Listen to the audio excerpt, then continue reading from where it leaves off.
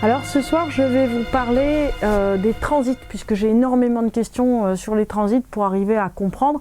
Mais déjà en fait je voulais vous présenter Séraphin qui est très petit. Alors il n'est pas très assidu encore en astrologie, mais il est déjà très intéressé, il participe beaucoup, il est en train de lire Jung, il y arrive très bien, il comprend bien.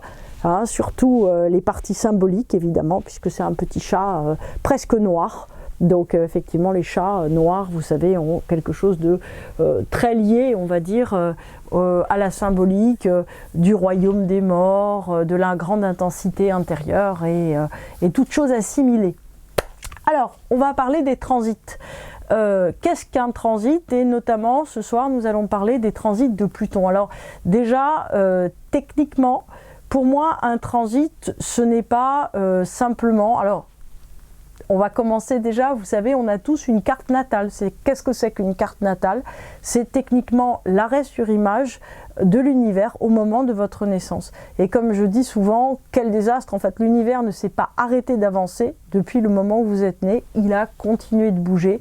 Et le transit, en fait, c'est le passage d'une position réelle, c'est les planètes dans le ciel, sur une position fictive, vous, moi. C'est-à-dire que nous sommes des points fictif, c'est-à-dire que c'est un petit peu comme si un arrêt sur image de l'univers avait donné un fruit merveilleux qui est un être humain dont la destinée, dont la carte astrale, dont le livre des âmes peut être lisible à travers l'astrologie, qui est né à un moment précis, qui est donc l'arrêt sur image fictive de l'univers. Le transit qui arrive par-dessus est d'une certaine façon, si vous voulez, la réactivation d'un certain nombre des points de votre thème à l'occasion de ce passage. Donc cette réactivation, j'allais dire comme ça, elle est difficile à comprendre parce qu'on se dit, bah c'est bizarre, pourquoi c'est réactivé? En fait, on comprend très bien avec les cycles de la Lune, parce que les cycles de la Lune sont bel et bien la réactivation, on va dire, d'énergie terrestre, d'énergie de cycle, qui se voit dans nos corps, qui se voit dans nos vies. On sait très bien qu'on n'a pas non plus la même humeur, pas la même masse corporelle, etc. Le principe du transit, c'est l'impact, on va dire, du ciel réel, de l'évolution réelle, sur ce point fictif que nous sommes. Alors, on va tout de suite commencer en fait par le plus gros transit qui peut avoir lieu dans une vie, qui est le transit de Pluton. Alors déjà techniquement, si vous voulez, un transit de Pluton, ça veut dire quoi? Ça veut dire que Pluton passe techniquement à 1 ou 2 degrés ou 3 degrés d'orbe sur une planète de votre thème par conjonction.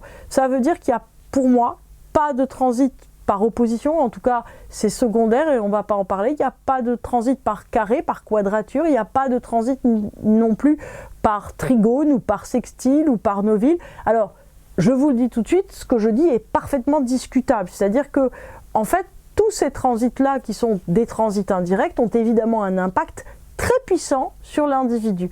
Sauf que quand on commence à regarder une carte astrale, on se rend compte qu'il y a tellement de choses très puissantes qui peuvent être, on va dire, sujettes à discussions passionnantes, sujets, j'allais dire aussi à élucubration cosmique, métaphysique, personnelle, etc. que je pense qu'il faut être extrêmement pragmatique et se coller à l'événement. C'est-à-dire qu'il faut se coller pour les transits à ce qui est le plus puissant. Donc qu'est-ce qui est le plus puissant? Ce sont les transits par conjonction. Alors, qu'est-ce qu'un transit de Pluton? C'est donc Pluton qui va arriver sur un point de votre thème, le frapper, le toucher, l'impacter, et donc créer une différence événementielle, énergétique, symbolique dans votre existence. C'est très réel, c'est très réel et c'est très coriace. C'est un peu comme ça en fait qu'on fait de l'astrologie depuis plus de 3000 ans, c'est-à-dire que au moment où un petit bébé naît, donc je vous rappelle, où une petite carte fictive, un petit arrêt sur image fictive de l'univers arrive sur Terre, en fait, à partir de cet arrêt fictif, on peut absolument arriver à déterminer, par exemple, un passage de Pluton, c'est ce dont on parle aujourd'hui, donc un passage de Pluton qui va, sur une datation très précise, par exemple, à partir de mars 2032 jusqu'à, par exemple, février 2035, sur cette période-là, la personne, l'enfant, va connaître, on va dire, une mutation extrêmement importante, événementielle, symbolique, de fréquence énergétique aussi, on va en reparler, sur son existence. Donc ça veut dire que Et on peut faire tout un travail, notamment que par exemple Alexander Ruperti a beaucoup fait sur les transits, c'est-à-dire qu'on peut prévoir les cycles de vie de quelqu'un, c'est-à-dire qu'on peut prévoir qu'à, je sais pas moi, 47 ans, à 52 ans, à 17 ans, à 29 ans, à 23 ans, il va commencer, on peut dater au jour près le début d'un transit, il va commencer une période qui va déterminer un certain nombre de changements et on peut préciser dans quel domaine sont ces changements. Ce qu'on ne peut pas préciser avec un transit, ça va être la nature du changement, la nature bénéfique ou maléfique. Et oui, c'est ça la grande difficulté et c'est ça que vous ne trouverez pas justement dans les livres. C'est-à-dire que dans les livres, en fait, les significateurs, notamment il y a 2 significateurs qui sont Pluton et Saturne, 2 planètes, qui sont, j'allais dire, reconnus pour être des significateurs, comme on dit, maléficiés en astrologie traditionnelle. C'est pas du tout des significateurs maléficiés, ce sont 2 planètes innocentes et magnifiques qui vous apportent un message.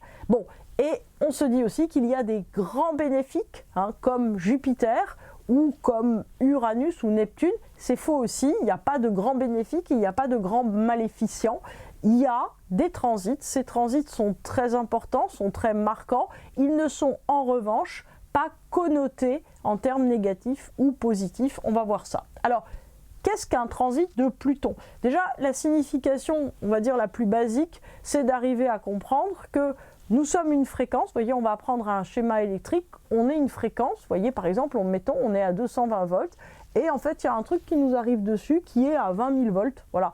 Donc en fait, l'idée, c'est que pour pas que vous cramiez, pour pas que les fils qu'on ait, vous voyez, les fils de transmetteurs qu'on ait par rapport à notre existence crament complètement, il va falloir faire un énorme travail d'adaptation. C'est-à-dire que c'est l'irruption d'une dimension cosmique, une dimension qui est complètement différente de la nôtre, de notre niveau humain, qui arrive dans une dimension, j'allais dire, qui n'est que humaine. Cette transmission entre 2 niveaux de réalité est quelque chose qui est phénoménal. C'est-à-dire que très souvent, vous voyez, quand j'ai des gens en consultation, ou moi-même, effectivement, j'ai eu pas mal de transits de Pluton, on a vraiment la sensation, comme je dis, d'être passé en fait à la machine à laver en programme essorage intense, vous voyez. C'est-à-dire que en fait, si vous voulez, on est complètement remué, perturbé de l'intérieur, on perd complètement nos repères. En même temps, on sent des grands à-coups énergétiques extrêmement puissants et en même temps des grandes dépressions intérieures, des sentiments, si vous voulez, qu'on n'est plus propre à rien, qu'on ne peut plus rien faire, qu'on a perdu tout repère. En fait, si vous voulez, c'est simplement, on va dire, la rencontre, on va dire l'impact croisé entre notre énergie humaine personnelle qui veut continuer sa vie tranquillou, comme elle l'avait prévu, et on va dire un impact de transit qui est complètement différent, qui est surdimensionné, c'est le cosmos, c'est, on va dire, la vie des anges, c'est la vie de l'univers qui vient nous frapper, qui vient frapper aussi à notre porte et nous donner une mission, et nous dire de faire quelque chose d'autre. Alors, ce qui est très important à comprendre, c'est que au point de vue, alors on pourrait parler des heures, hein, comme vous comprenez, sur les transits.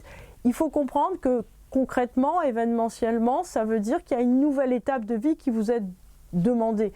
Donc si en fait vous êtes dans une logique où vous vous dites je vais tenir et continuer comme j'avais prévu, comme avant, ça ne va pas être possible. Et c'est là que le transit de Pluton, qui à la base n'est pas qualifié de manière maléfique ou bénéfique, peut devenir très maléfique. C'est-à-dire que si vous êtes dans un plan de vie avec une volonté de continuité par rapport à ce que vous aviez prévu, eh bien à ce moment-là, Pluton va venir casser cette continuité et donc ça va créer un certain nombre d'événements qui vont vous empêcher, d'une certaine manière, d'être sur ce fil de continuité que vous aviez anticipé ou prévu. Évidemment, un transit de Pluton ne va pas avoir le même impact à tous les âges. C'est-à-dire qu'un transit de Pluton, quand on a moins de 15 ans, est souvent beaucoup moins événementiel qu'après. Pourquoi?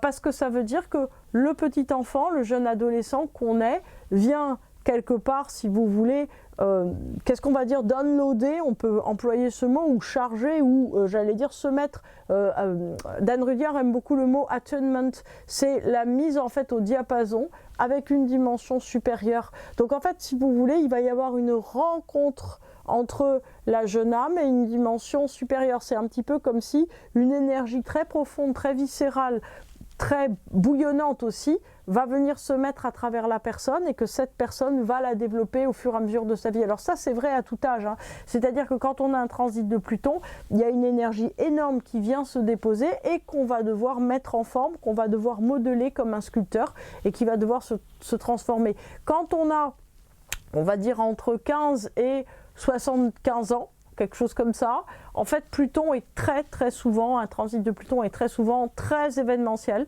c'est-à-dire que si vous êtes dans une direction qui d'une certaine façon est en train de changer et d'aller dans la bonne direction, Pluton va donner un grand coup d'accélérateur, vous pousser, ajuster les choses. Alors même si ça va dans la bonne direction, c'est toujours très remuant, et si vous allez dans une direction qui n'est pas du tout la bonne, qui n'est au fond, alors on va préciser ce qu'on dit par pas du tout la bonne, mais si vous allez dans cette direction qui n'est pas du tout la bonne, Pluton va donner un coup d'arrêt et mettre à bas quelque chose, comme m'a dit un jour quelqu'un, en fait, je veux bien que Pluton coupe les branches là de mon arbre, de l'arbre de ma vie, mais j'étais pas au courant en fait qu'elles étaient mortes les branches, donc ça fait un peu mal, un peu sur le moment, vous voyez, on coupe en fait, c'est-à-dire qu'on élague pour arriver à quelque chose, si vous voulez, qui est plus opérationnel. Alors plus opérationnel par rapport à quoi? Alors bien évidemment ça va changer selon le thème des uns, des autres, etc.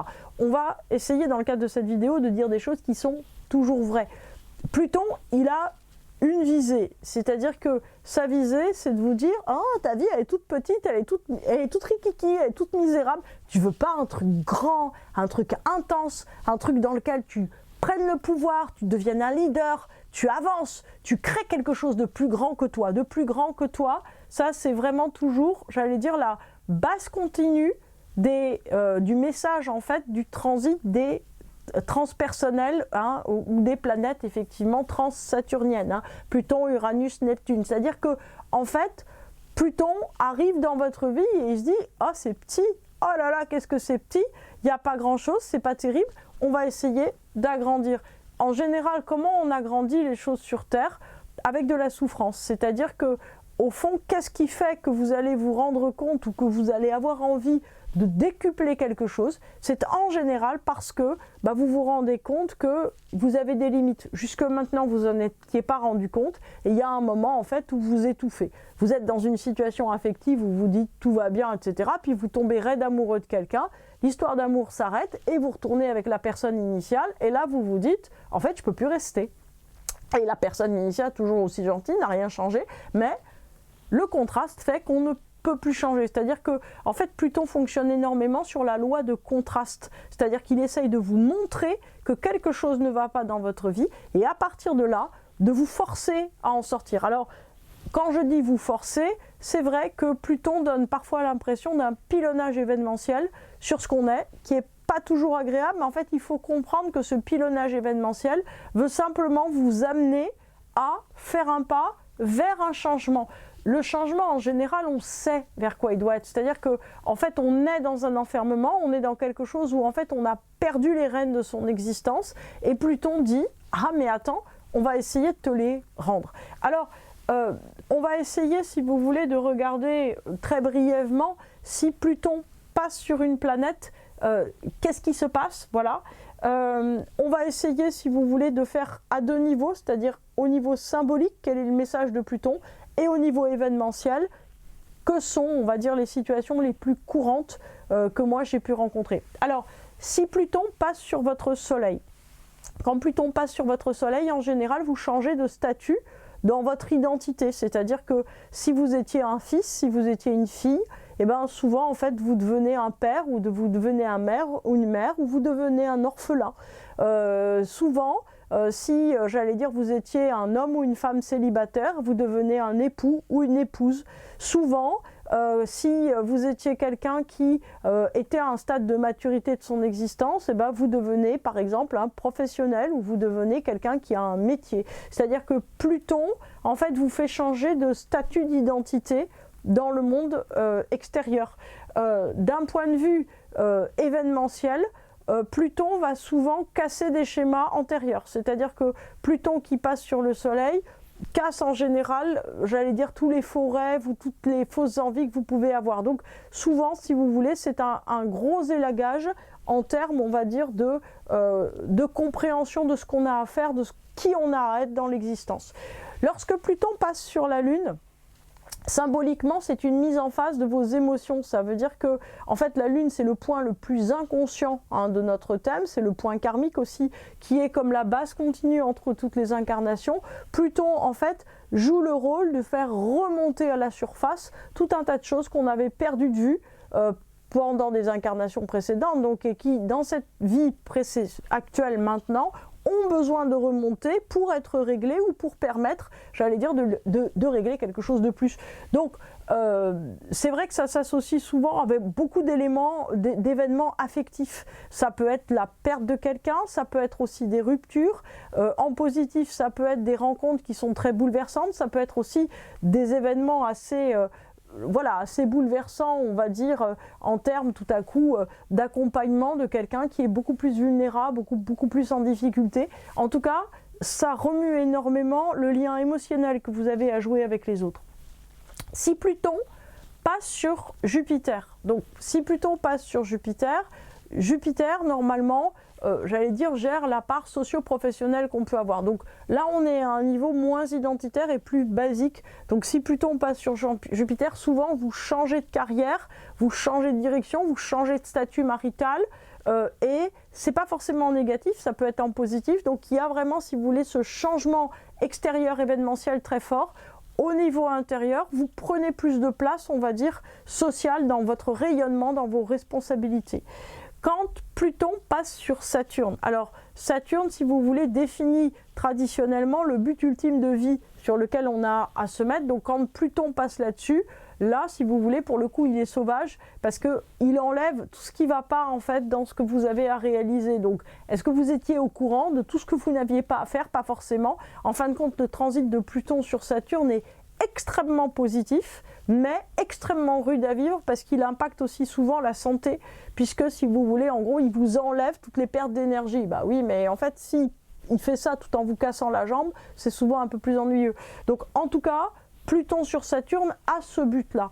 D'un point de vue, si vous voulez, symbolique, c'est un petit peu, attention, le timing, maintenant il est limité à partir de là. Donc en fait, tu vas bientôt te désincarner, bientôt ça peut être 45 ans après, mais peu importe, tu vas bientôt te désincarner. Donc ça veut dire que tu vas avoir à rendre des comptes sur ce que tu as fait ou pas fait, etc. Donc en fait, il faut avoir conscience de ce qu'on fait et conscience qu'on est derrière tous nos actes. Et si on a envie en fait de reprendre un ticket pour 25 000 incarnations parce qu'on a fait quelque chose ou quelque chose d'autre, libre à nous. Le tout en fait c'est de le savoir. Donc Pluton sur Saturne travaille sur cette, j'allais dire, amélioration de conscience. Alors Pluton sur Vénus, au niveau événementiel, va souvent causer, j'allais dire, des rencontres ou des ruptures, mais souvent des rencontres. Il y a vraiment, si vous voulez, j'allais dire, une espèce de, de joie affective assez puissante ou de gain d'argent assez important. Donc c'est vraiment, j'allais dire, une position qui est souvent assez positive. Après, la question, c'est, ok, maintenant, voilà, tu as un sac d'or sur ton dos, ou tu as le compagnon ou la compagne de tes rêves, et maintenant, so what, en fait, tu fais quoi? Tu fais quoi avec ça? Est-ce que ta vie, elle est vraiment meilleure, hein? C'est un peu comme quelqu'un qui gagne au loto. Oui, il dilapide tout. Donc en fait, si vous voulez, c'est un petit peu, j'allais dire, cette espèce de danger, vous voyez, sur le fait que vous pouvez très bien avoir énormément et tout à coup, que tout, au fond, vous soit repris. Donc ça, il faut faire très très attention avec ce transit de Pluton sur Vénus, d'avoir, on va dire, la bonne réaction. Donc Pluton sur Mercure maintenant. Donc Mercure, si vous voulez, traditionnellement, est une planète qui met en relation des éléments qui, a priori, n'étaient pas en rapport les uns avec les autres. Donc Pluton, en fait, va venir événementiellement casser les inférences logiques que vous vous êtes mis. Par exemple, vous vous êtes dit, voilà, j'ai prévu de rester dans mon travail jusqu'à 62 ans, par exemple, voilà, ça peut arriver. Et puis en fait, je vais changer de plan, hein, je vais rester jusqu'à 75. Bon, 13 ans de plus, c'est vite fait. Donc, en fait, Pluton, si vous voulez, va réfléchir à d'autres conditions, c'est-à-dire qu'en fait, Mercure est là pour poser en fait un petit peu le cadre de votre existence. Quand Pluton arrive dessus, il vous dit, ok, ta réflexion, elle est super bien, mais le cadre, il est plus bon, donc on jette et on recommence. Donc en fait, ça rebouscule tout. Symboliquement, Quand Pluton arrive sur Mercure, c'est un peu comme un transit d'Uranus. En fait, il essaye d'élargir vraiment votre intelligence et de vous faire penser un peu autrement les choses et de reprendre, on va dire, le pouvoir sur les conditions. Lorsque Pluton arrive sur Mars, alors Pluton arrive sur Mars, c'est vraiment une position assez, j'allais dire, tonitruante, qui comporte ou qui peut comporter une forme de violence. Il y a beaucoup d'accès de colère, alors accès de colère pendant 3 ans, ça veut dire, si vous voulez, qu'en fait on vous demande de gérer une énergie qui n'est pas facile à gérer parce que c'est une énergie qui est surdominante. Donc là, on est en plein dans le voltage de 25 000 watts qui passe dans 120, voilà, ou dans 220. Et donc, ça veut dire qu'il faut vraiment se renforcer, faute de quoi ça bascule en violence. Pour moi, c'est un des transits qui est les plus difficiles, on va dire, à calculer. Alors, ça fait des événements extérieurs assez violents, hein. Ça peut faire des accidents, ça peut faire des ruptures assez violentes, ça peut faire beaucoup de disputes. On est vraiment dans quelque chose d'assez puissant.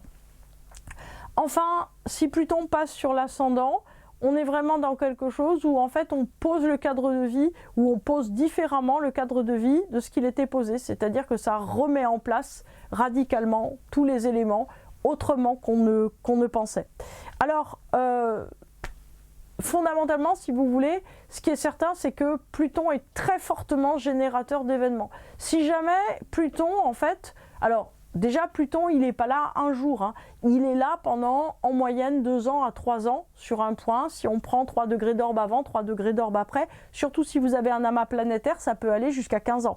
Donc, ce qui est vrai, si vous voulez, c'est que Pluton va frapper assez fortement au début, ou bien symboliquement au début, et déclencher quelque chose. C'est-à-dire qu'il peut y avoir tout à fait des commencements silencieux. Alors on peut penser à des commencements de maladie, ou à des commencements de difficultés, ou à des commencements de ras-le-bol quant à une carrière. Ces commencements qui sont là vont donner des fruits. Alors après, si vous voulez, en astrologie, il y a une attention qui est apportée au commencement, justement, parce que quelque chose va commencer tout petit et en fin de compte grandir énormément. Donc quelquefois il y a un début tonitruant pour Pluton, et quelquefois, si vous voulez, c'est un début qui est, j'allais dire, très très en sourdine, où il faut développer une capacité d'attention extrêmement importante.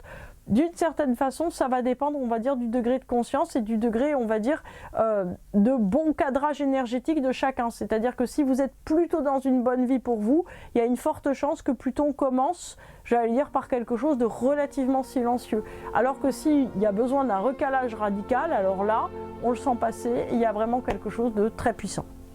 Voilà. Bonne soirée.